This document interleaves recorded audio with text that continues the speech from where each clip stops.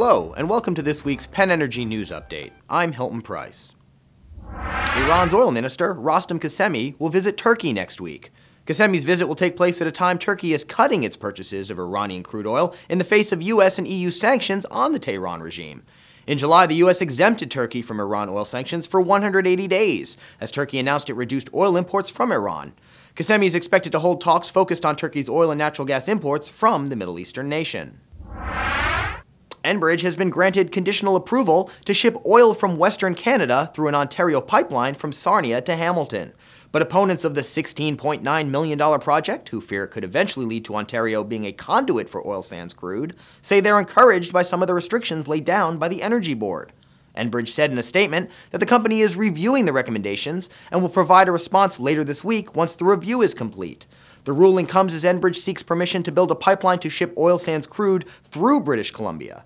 It has also been beset by spills at pipelines in Michigan and Wisconsin. API is urging the State Department to move forward swiftly on its review of the Keystone XL pipeline. The group says further delay of this critical project is unnecessary, and building the pipeline will ensure long-term U.S. energy security, more dependable supplies of Canadian oil, and the creation of thousands of American jobs. A recent Washington Post poll found a majority of Americans want Keystone XL to be built.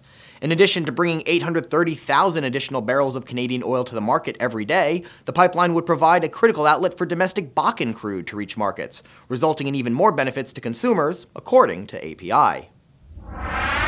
Low natural gas prices led to a painful second quarter in 2012 for most of the world's largest publicly traded energy companies.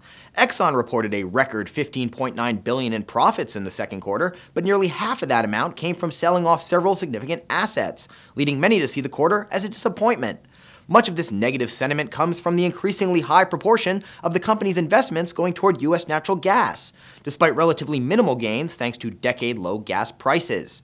In particular, the massive purchase of American natural gas producer XTO Energy has drawn strong criticism. Some other energy companies, like BP and Chevron, were protected somewhat from this collapse by limiting the share of their production coming from natural gas, but Royal Dutch Shell featured similar rates and saw a massive drop in profits. TransCanada Corporation has received the final of 3 key permits needed from the U.S. Army Corps of Engineers in order to advance the 485-mile Gulf Coast project. With a permit from the Fort Worth, Texas Army Corps District added to previously received permits from the Galveston, Texas and Tulsa, Oklahoma districts, TransCanada is now in a position to start construction of the oil pipeline in the coming weeks. The pipeline will transport growing supplies of U.S. crude oil to meet refinery demand in Texas. Gulf Coast refineries will be able to access lower-cost domestic production and avoid paying a premium to foreign oil producers, reducing cost and the United States' dependence on foreign crude oil.